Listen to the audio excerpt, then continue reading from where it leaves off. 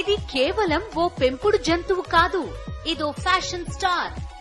పూర్తి వివరాలకు చదవండి రేపటి సాక్షి దినపత్రిక.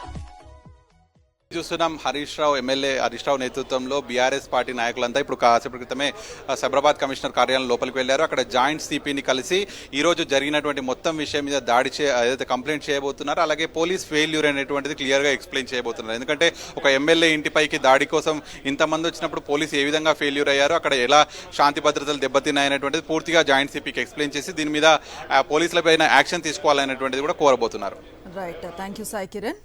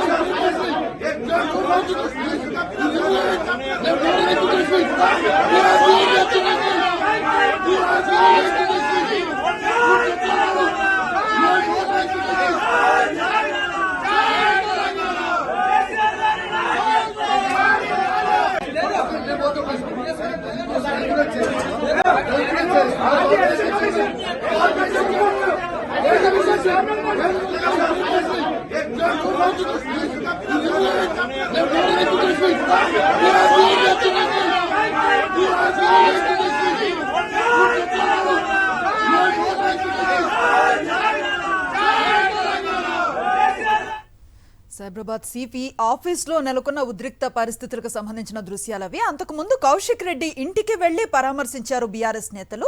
కాంగ్రెస్ శ్రేణుల దాడిపై మండిపడ్డారు. కౌశిక్ ఇంటిపైకి ఎస్కాట్ తో గూండాలను పోలీసులు పంపారంటూ హరీష్ రావు ఆగ్రహాన్ని వ్యక్తం చేశారు. ఇది ఖచ్చితంగా సీఎం రేవంత్ చేయించిన దాడే అంటూ ఆరోపించారు. తమ కార్యకర్తలు అక్రమంగా అరెస్టు చేస్తున్నారని ఆరోపించారు. వరద ప్రాంతాలకు వెళితే తమపై దాడి చేశారని, పార్టీ మారిన వారిపై ప్రశ్నిస్తే కౌశిక్ పై దాడి చేశారంటూ మండిపడ్డారు. దాడి చేసిన వారిని వదిలేది లేదని హరీష్ రావు హెచ్చరించారు. ఈ దాడి గాంధీ గారు చేసినట్టుగా మేము భావించడం లేదు. ఈ దాడి ముఖ్యమంత్రి రేవంత్ రెడ్డి గారు చేయించిన దాడి. రేవంత్ రెడ్డి గారి ప్రోద్బలంతో రేవంత్ రెడ్డి గారే ఈరోజు కౌశిక్ రెడ్డి గారి పైన దాడి చేసినారు. ఈ దాడి కేవలం సమాధానం చెప్పలేక, వాళ్ళ ఫెయిల్యూర్స్ను ఒప్పుకోలేక, కౌశిక్ రెడ్డి గారు అడుగుతున్న ప్రశ్నలకు సమాధానం లేక ఈ రకంగా ఫిజికల్ అటాక్కు వాళ్ళు పాల్పడుతూ ఉన్నారు. ఈరోజు హైదరాబాద్ నగరంలో పట్టపగలు ఒక శాసనసభ్యుడి మీద దాడి జరిగితే పోలీసులు రక్షణ ఇవ్వడం లేదంటే ఇది పోలీసుల వైఫల్యం, రాష్ట్ర ప్రభుత్వ వైఫల్యం. ప్రభుత్వమే ఉద్దేశపూర్వకంగా ప్రతిపక్ష శాసనసభ్యుల మీద చేసిన దాడిగా దీన్ని చూడాల్సిన అవసరం ఉంది. నేను ఉదయం 3 సార్లు సైబరాబాద్ పోలీస్ కమిషనర్ మహంతి గారితో మాట్లాడాను, మాదాపూర్ ఏసీపీ గారితో మాట్లాడాను. మా ఎమ్మెల్యే గారిని గృహ నిర్బంధం చేస్తున్నారు, మా కార్యకర్తల్ని గృహ నిర్బంధం చేస్తున్నారు, మా కార్యకర్తల్ని అరెస్ట్ చేస్తున్నారు.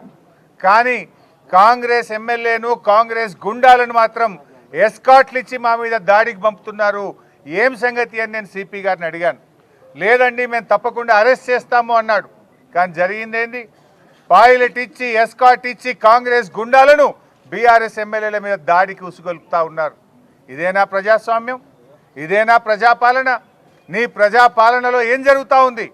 మొన్న సిద్దిపేటలో నా క్యాంప్ ఆఫీస్ మీద దాడి చేసే ప్రయత్నం చేసినారు.